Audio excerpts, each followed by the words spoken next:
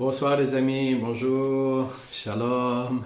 Et je ne sais pas à quel moment vous allez regarder cette vidéo. Et alors, la dernière fois, on a parlé de rester calme dans toute situation parce que euh, généralement, quand on n'arrive pas à rester calme dans une situation, c'est parce que notre système émotionnel est déréglé. Si le système émotionnel est déréglé, c'est soit parce qu'on est en état de stress, donc on a un taux de cortisol qui est beaucoup trop élevé dans le corps, soit on est en état de traumatisme, on porte des traumatismes depuis longtemps et donc on n'arrive pas à se débarrasser parce qu'on n'arrive pas à se raisonner, on n'arrive pas à se dire mais le passé c'est derrière nous, ça y est, c'est mort, voilà. Maintenant, aujourd'hui c'est différent.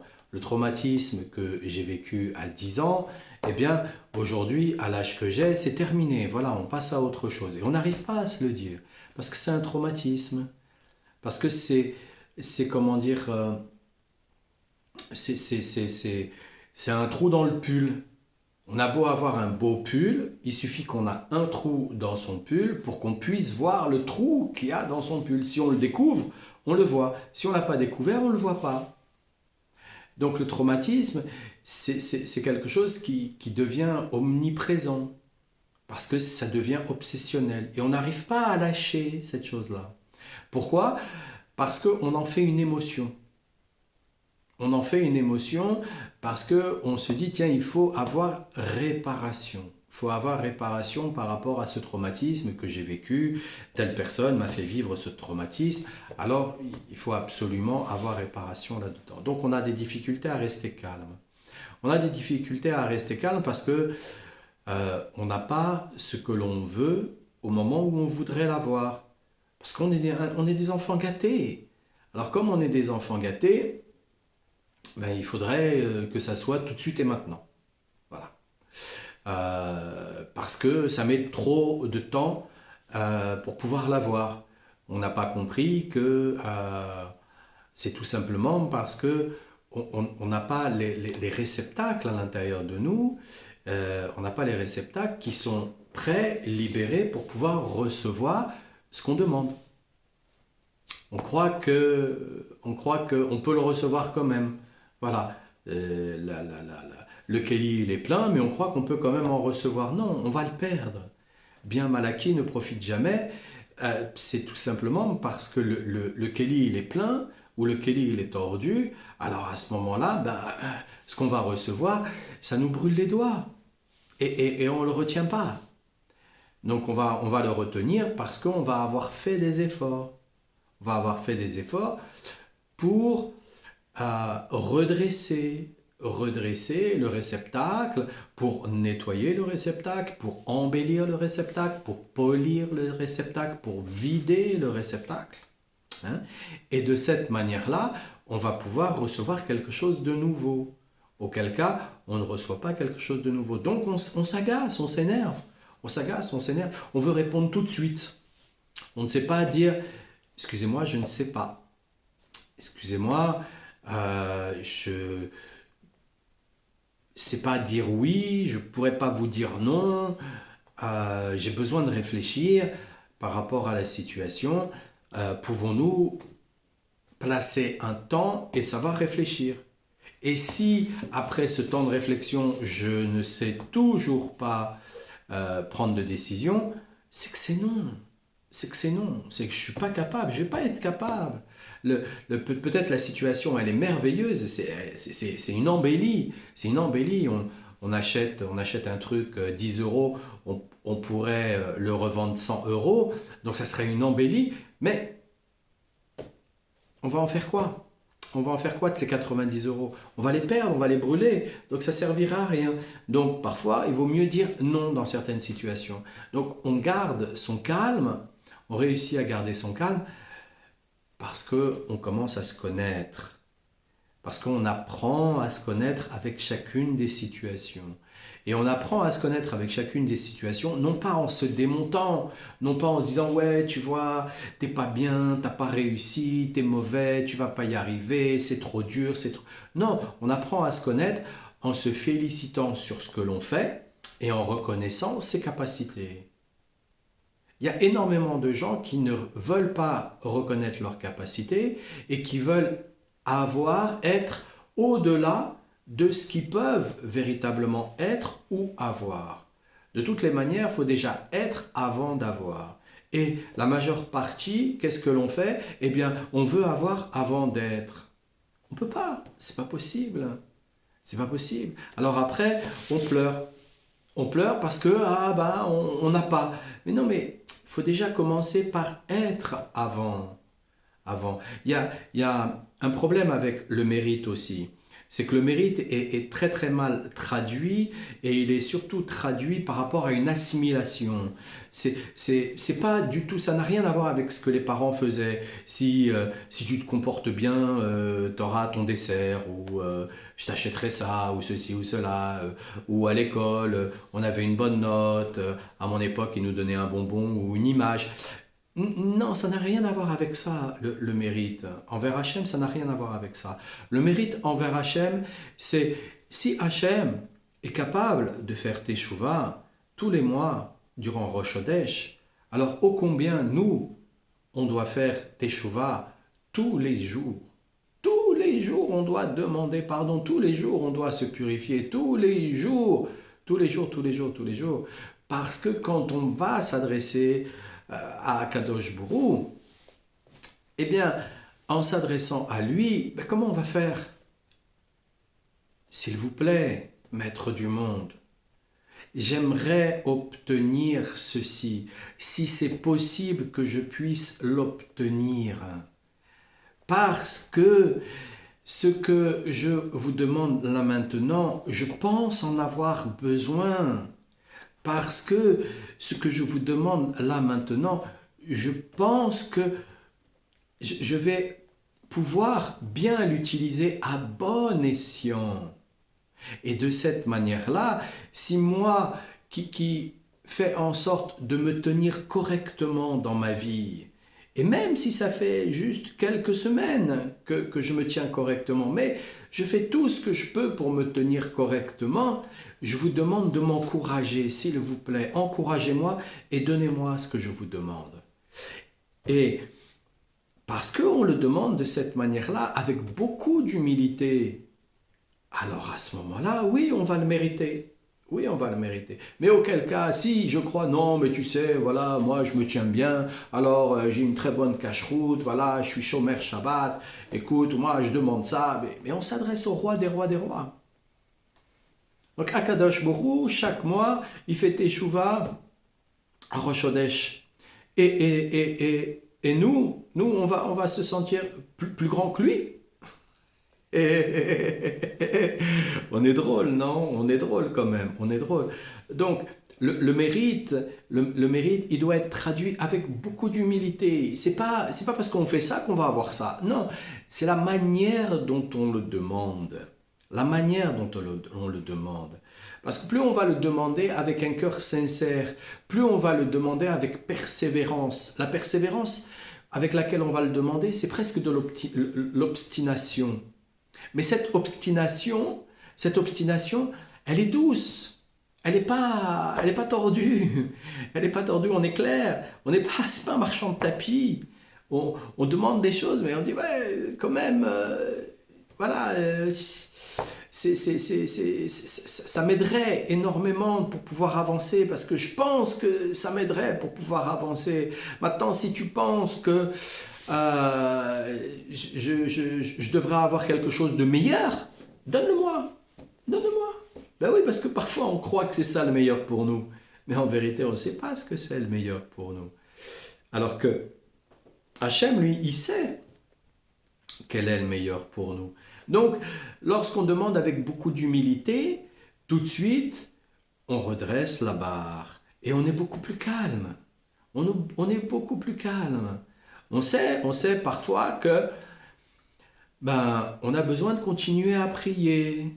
Mais on a besoin de continuer à prier, pourquoi? Parce que si on est attaché à un astre, et que cet astre, lui, donc l'astral, il nous envoie des mauvaises informations, et on a des grandes difficultés pour l'obtenir. Qu'est-ce qu'on a besoin? On a besoin de construire une échelle pour aller directement vers Hachem. Et donc, les prières répétées, avec des demandes répétées, avec des supplications répétées, vont nous permettre, avec des teshuva répétées. Parce que si Hachem, moi je me suis toujours dit, si Hachem il fait teshuva à Rosh Chodesh, mais moi, je dois faire teshuva 1000 fois par jour. 1000 fois par jour, tous les jours. Tous les jours. Il n'y a pas un moment où je ne vais pas faire teshuva. Pourquoi? Moi, je vais déjà, est-ce que moi, je vais être meilleur que quelqu'un d'autre qui n'a pas réussi ou être moins bien que quelqu'un qui a réussi? Non, non, non, non, non. Il n'y a aucun homme qui doit se trouver au-dessus de nous et aucun homme, on doit se trouver en dessous d'un autre homme. Aucun, non. Par contre, Hachem, il est toujours au-dessus, toujours. Dans tous les cas de figure, de n'importe quelle façon, il est toujours au-dessus. Parce que à chaque fois, il nous apprend la meilleure façon pour construire notre échelle, pour blouser les astres. Les astres qui sont là, ils influencent. Certains, ils appellent ça des égrégores. D'autres, ils appellent ça des balanciers même, hein? Et ils appellent ça des balanciers. Donc, ils influencent. Donc, on va construire tous les jours. On va demander, on va s'arrêter, on va prendre 2 minutes même, et on va dire, voilà, je me souviens, alors on s'est fait une petite liste des demandes qu'on a à faire, et puis ben, on sort sa petite liste, et on dit, voilà, Hachem, voilà, j'aimerais bien, voilà, si c'est possible, voilà, maintenant, si tu penses que je peux avoir mieux encore que ça, donne-moi mieux, donne. Eh oui.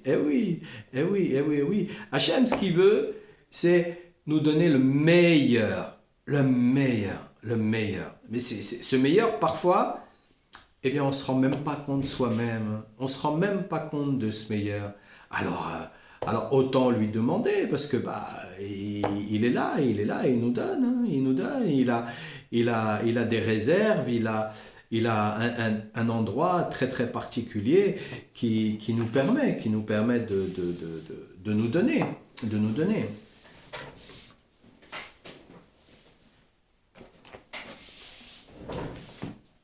Et je vais essayer de vous redonner quelque chose. Si je réussis,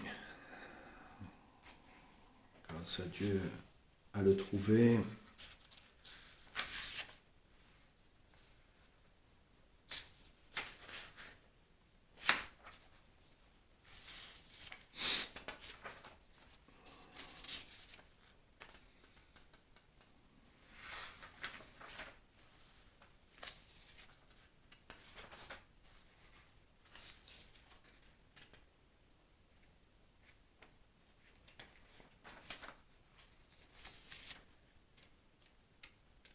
Hachem, ce qu'il veut, c'est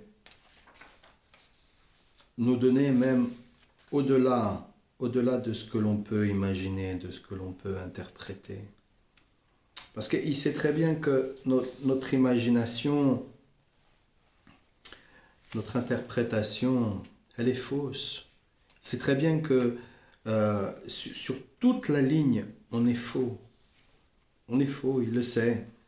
Alors, il veut pas nous laisser avec ce faux, il veut nous donner au-dessus, mais on s'adresse au roi des rois, on s'adresse pas, déjà, même quand on sait s'adresser correctement à quelqu'un qu'on apprécie, eh bien, on a plus de chances que cette personne elle aille dans notre sens. Et si elle ne va pas dans notre sens, aujourd'hui, c'est pas grave. Peut-être qu'aujourd'hui, c'était pas possible. Demain, ça sera certainement possible. On verra bien. Ça ne veut pas dire qu'on va redemander encore demain avec insistance. C'est juste que on va ressentir un peu comment ça se passe. La situation, voilà. Comment elle se passe, la situation? Est-ce que c'est possible là, demain ou pas?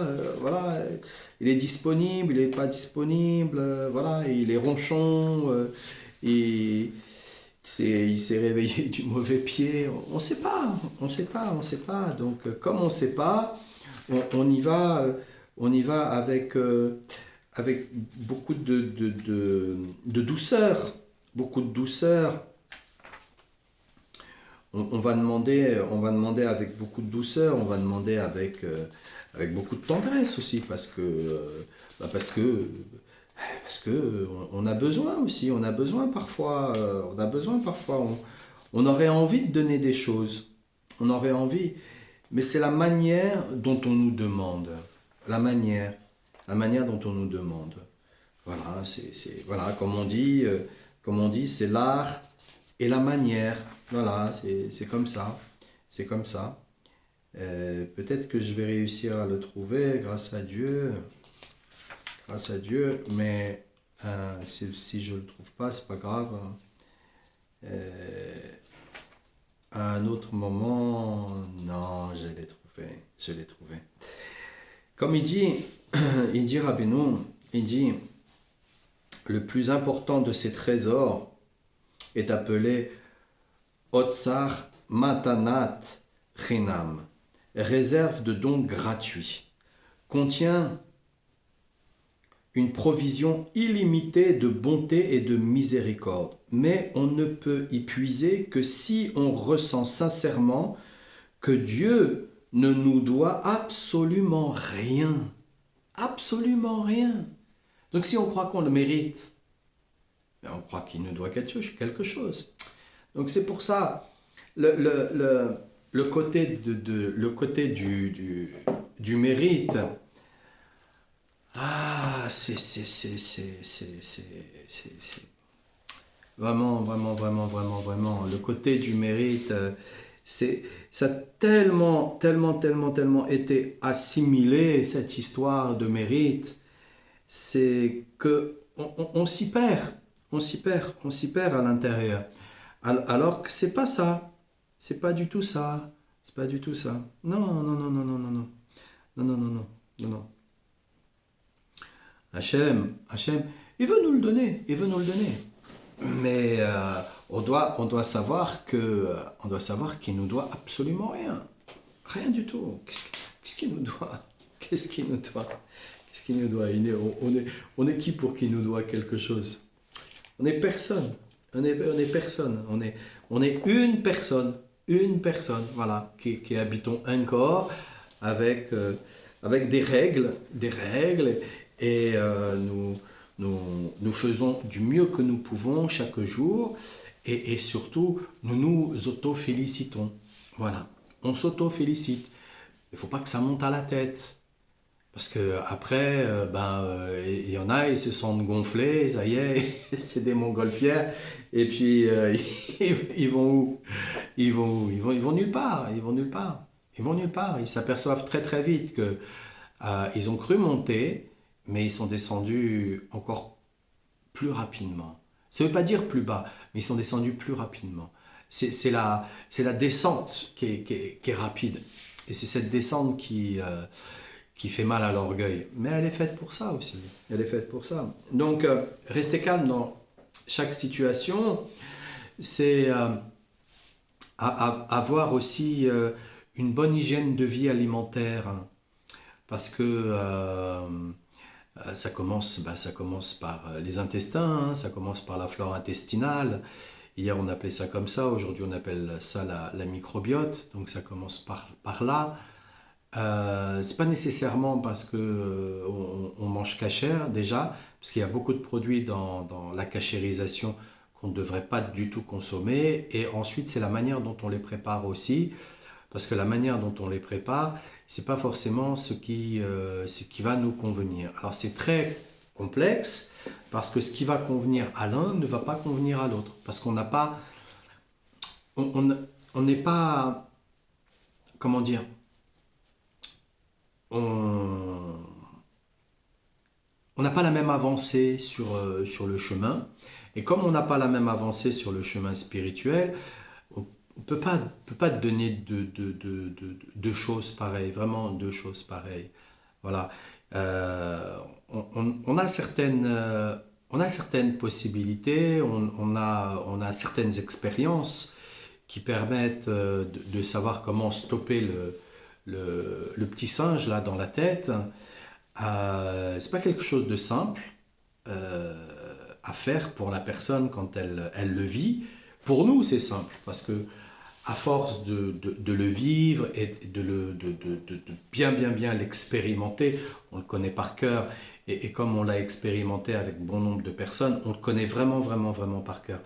Mais pour beaucoup d'entre nous, c'est pas du tout simple d'arrêter ce petit singe là, parce que ce petit singe, une fois qu'on l'a arrêté, on croit qu'on est arrivé au bout.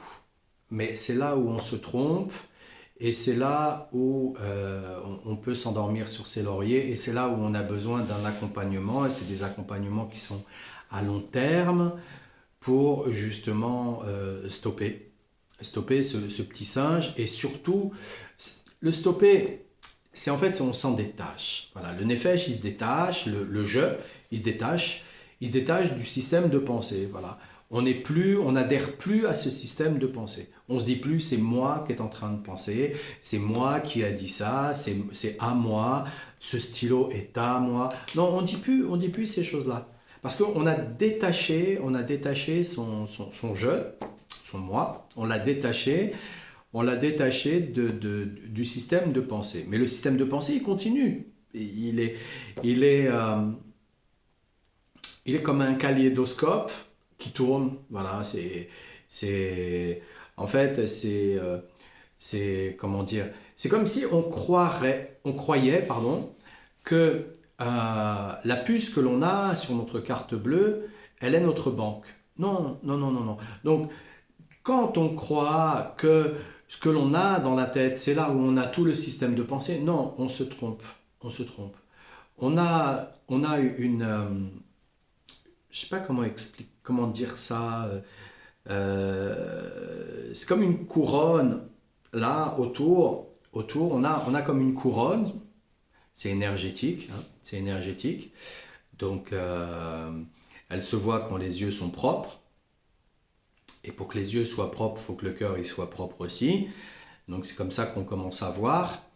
Cette couronne, elle est un peu comme la couronne de Saturne. Vous voyez, je sais pas comment, la couronne, les anneaux, l'anneau, ouais, l'anneau, voilà. Comme, voilà, c'est un anneau qu'on a autour de la tête, hein, voilà. Et elle est en relation avec ce qu'on a à l'intérieur. Mais on le capte, on capte. Elle nous permet de capter. C'est-à-dire que elle a des compartiments, elle a plein de compartiments, donc elle a 70 000 compartiments, voire 80 000 parfois compartiments, ça dépend de la vitesse de réflexion. Plus on réfléchit vite, plus ça va vite, et plus ça va vite, ben c'est parce qu'il y a des compartiments qui sont plus nombreux, voilà. Et donc c'est pareil, ça se travaille aussi, et ça se ralentit aussi, et ça s'accélère aussi, ça dépend ça dépend de la microbiote. Ça dépend de la microbiote. Et avec cette couronne que l'on a autour de la tête, on est en relation avec les astres. Voilà. Et à l'intérieur, il y a des histoires. Donc ça a commencé à un moment donné, et forcément, de ces histoires, il y a d'autres histoires, parce que de ces compartiments, il y a d'autres compartiments à l'intérieur, qui ont d'autres compartiments à l'intérieur, et qui ont d'autres compartiments à l'intérieur. En fait, c'est en 3 niveaux. C'est en 3 niveaux. Voilà. Quand on a déjà accès à un niveau, c'est déjà pas mal. 2 niveaux, c'est qu'on a un niveau qui est déjà bien avancé. 3 niveaux, c'est qu'on est passé vraiment dans une maîtrise. On a accès à des endroits que peu de personnes ont. Bon, voilà, ça demande un très long chemin avec beaucoup de travail et avec une assiduité dans ce que l'on fait. Et tout ça, ben déjà dès qu'on a obtenu le premier niveau, on a un sentiment de paix, d'apaisement.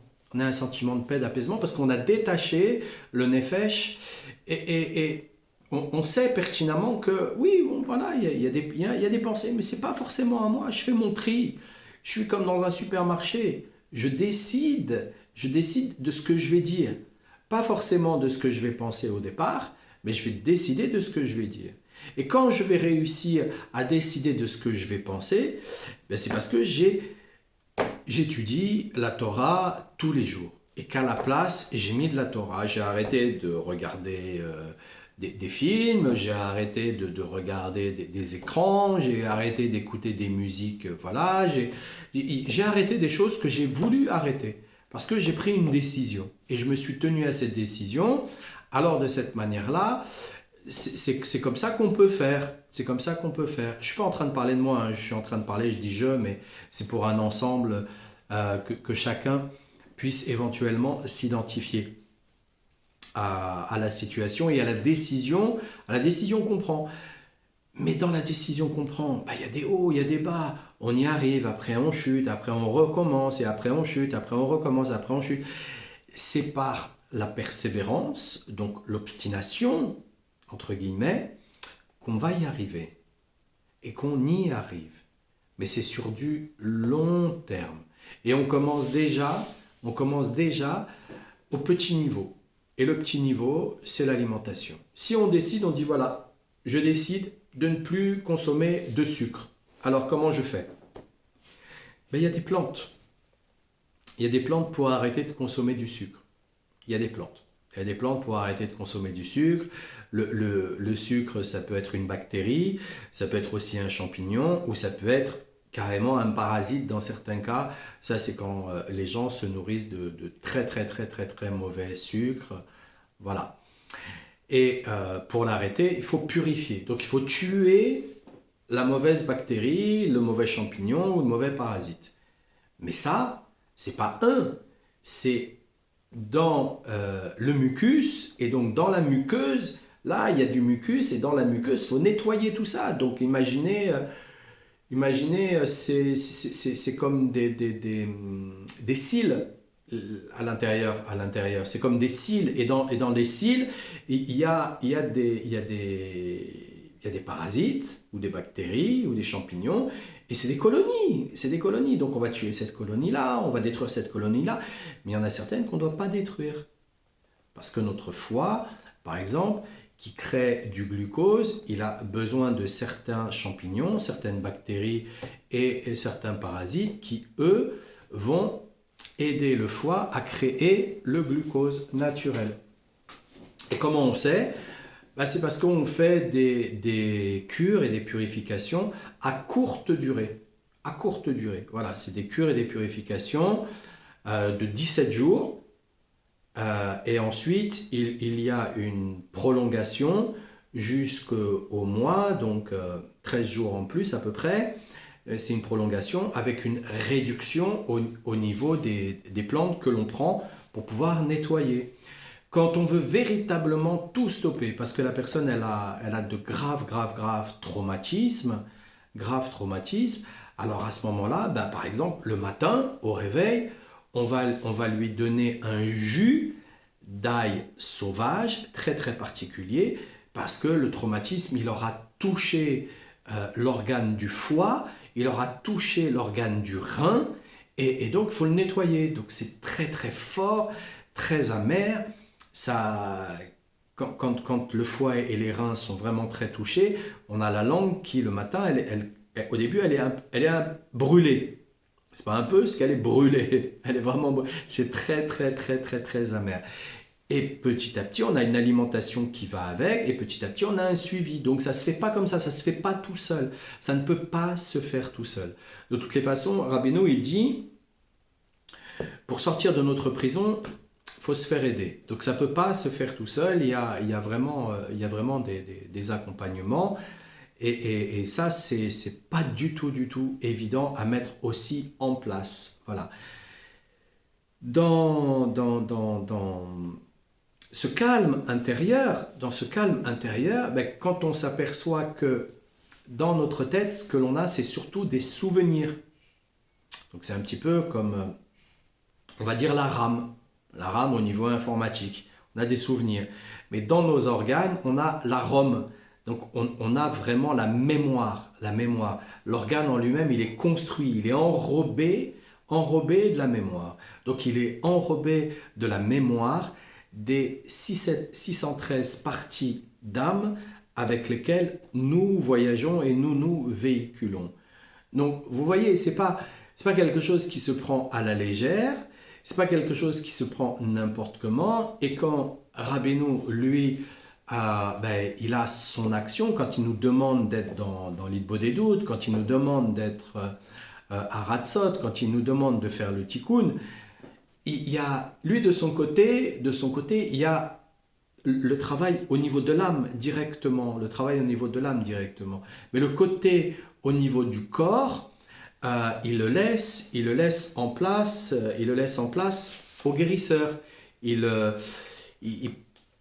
Voilà, je vous rappelle que la science, elle a été inventée pour nous écarter d'Hachem. D'accord?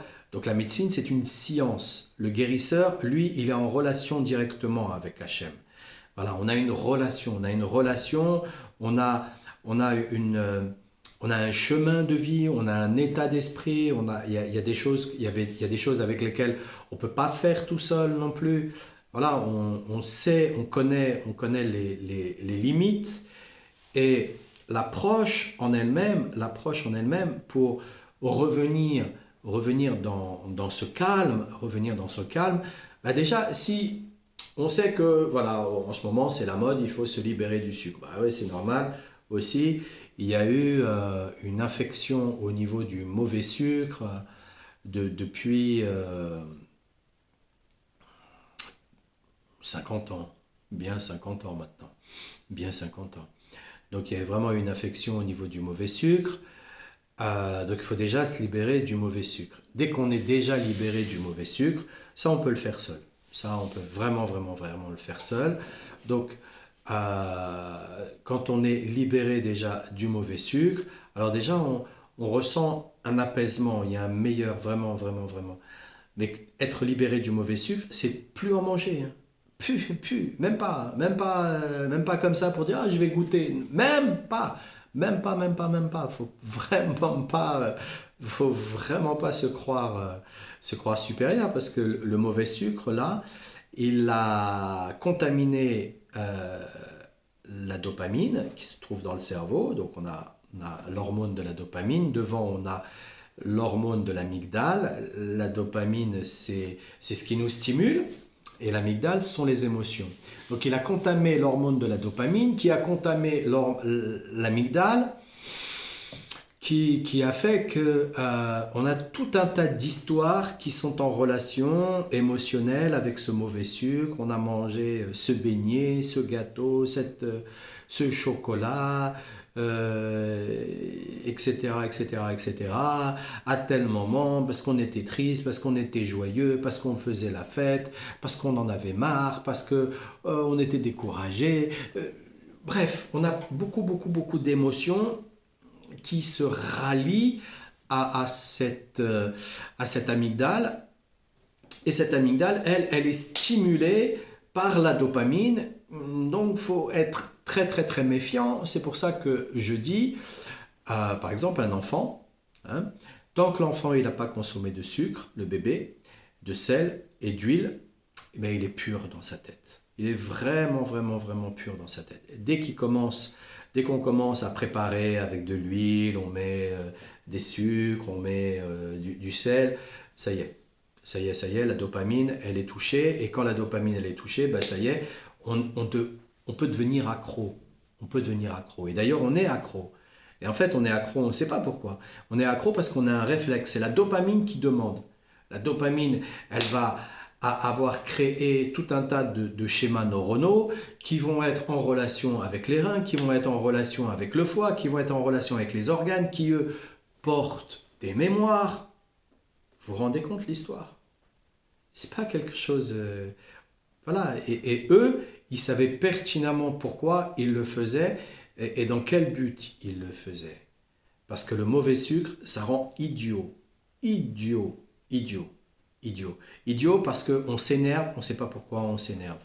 Idiot, c'est parce qu'on n'arrive pas à se concentrer. Idiot parce que on dit oui alors qu'on voulait dire non. Et après, on s'en prend à nous-mêmes. On se dit, mais c'est pas possible, mais qu'est-ce que j'ai fait? C'est pas de notre faute. C'est pas de notre faute. On n'est pas responsable de ça. On n'est pas responsable de ça. On ne savait pas. On ne savait pas. On ne savait pas. On ne savait pas.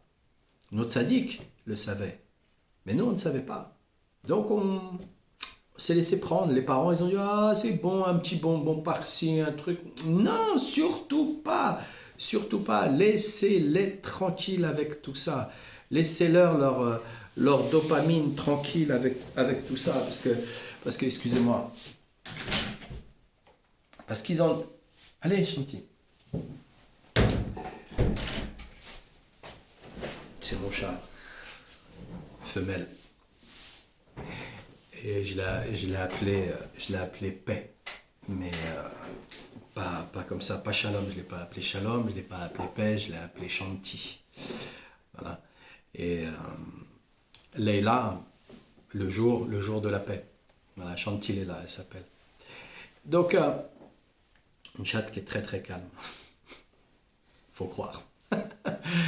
Donc, de cette manière, c'est pas notre faute. On n'est pas responsable de ça. On n'est pas responsable. Mais par contre, on peut entamer un processus pour se libérer de toute cette poubelle, pourriture là, bah, voilà, voilà. Donc le sucre déjà, c'est un peu plus facile parce qu'il y a beaucoup de choses sur lesquelles qui ont été établies, qui ont été écrites, qui sont publiées. Il est juste nécessaire de s'y prendre tranquillement pour le faire, mais de s'y tenir, de s'y tenir, de s'y tenir. De vouloir, mettre un vouloir dans sa volonté. Et on y arrive, je vous assure, on y arrive. Je vous assure, on y arrive. Ça. On a les deux premiers jours, une semaine, des fois où on tremble un peu parce qu'on est très très accro de ce sucre, hein, très très accro de ce sucre. Mais après, ça va. Si on sait boire beaucoup beaucoup d'eau, de tisane, d'eau chaude tout simplement, juste de l'eau chaude tout simplement, et on sait, on réussit au final. Il y a plus de simplicité. Alors, je vous souhaite une excellente soirée, une excellente journée. Shalom les amis, plein de bonnes choses. Que Dieu nous aide à réussir et à aller vers ce que l'on veut, c'est-à-dire le shalom intérieur, et qu'il aide tous ceux qui veulent aller vers le shalom intérieur. Refoua shlema pour tous les malades. Et je vous dis à demain les amis. Portez-vous bien.